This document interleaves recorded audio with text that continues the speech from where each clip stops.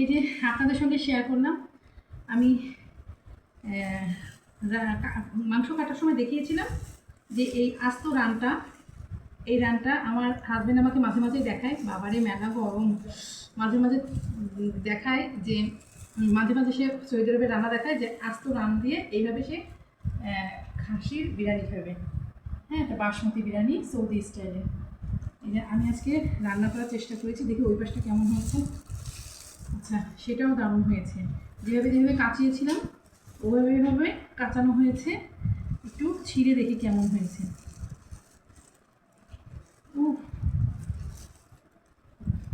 দারুণ হয়েছে, যদিও গরম, এত গরম।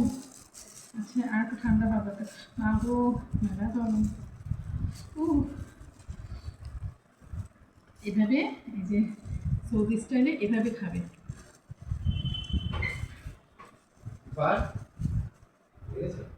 এই যে তোমরা কি দেখেছো?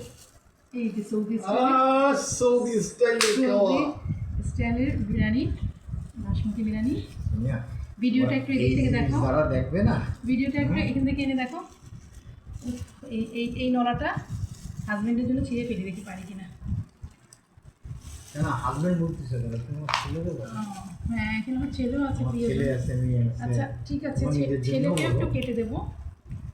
আদৌ ছুরি টুরি আনা দরকার ছিল, আমার ছেলে মেয়ে ছুরি টুরি আনা দরকার ছিল। আদৌ আমি আর তো পারছি না, ছুরি টুরি লাগবে। গরমের জন্য ধরতে পারছি না, একটু ঠান্ডা হলে হয়তো বা পেরে যেতাম। যে একটা নলা এপাশ থেকে একটা নলা ছাড়িয়েছে। যাই হোক, এই যে এখন ছুরি টুরি আনলে, এই যে রান দেখতে পাচ্ছেন লেগ পিসটা। মেলা গরম, আমি ধরতে পারছি না।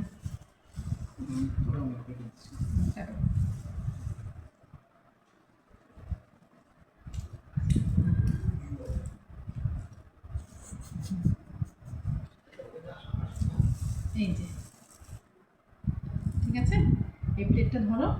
এটা সত্যি সত্যি আজকে আমি ফার্স্ট আমার স্বামীকে, ছেলের বাবাকে দেবো, তারপর আমার ছেলেকে দেবো। হ্যাঁ দেবো, হ্যাঁ মেয়েও খাবে। না, এই হচ্ছে গিয়ে